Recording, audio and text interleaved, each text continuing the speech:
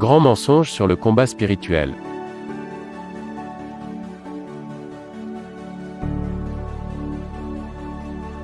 Le combat spirituel selon plusieurs églises, est de lier le diable, d'invoquer le sang de Jésus, de lancer le feu, de crier fortement, ou encore de détruire les œuvres du diable.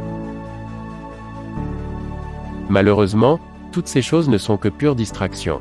Les Écritures ne nous ont donné le pouvoir de faire aucune de ces choses, encore moins de détruire les œuvres du diable, vu qu'elles ont déjà été détruites à la croix.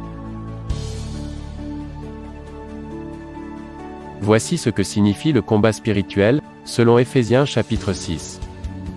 Tu te réveilles triste et abattu, mais tu deviens finalement joyeux après t'avoir souvenu d'une parole de Dieu. Tu as vaincu ainsi le diable grâce à ton bouclier de la foi.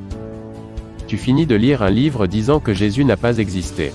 Tu restes avec des doutes, mais finalement tu surmontes ces doutes et continues de croire que Jésus est l'unique Seigneur et Sauveur. Tu as ainsi déjoué une attaque du diable. Par surprise, ta fiancée toute belle vient te rendre visite et veut coucher avec toi.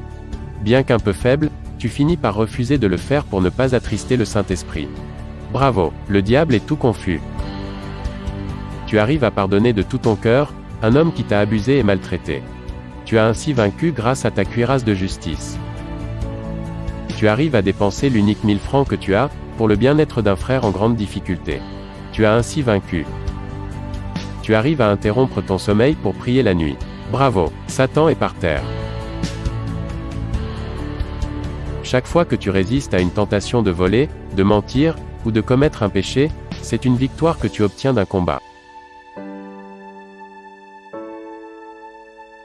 Revêtez-vous de toutes les armes de Dieu, afin de pouvoir tenir ferme contre les ruses du diable.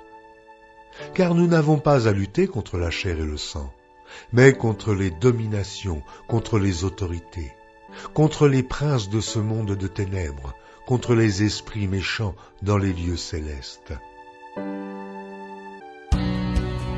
Tu es un enfant de Dieu né de nouveau. Alors pourquoi cherches-tu encore la délivrance ? L'œuvre de Jésus à la croix n'est-elle pas suffisante pour te délivrer ? As-tu déjà lu dans la Bible que les apôtres faisaient passer les enfants de Dieu par des services de délivrance ? Cher ami, si tu as un problème, recommande ton sort à l'Éternel, mets en lui toute ta confiance et il agira.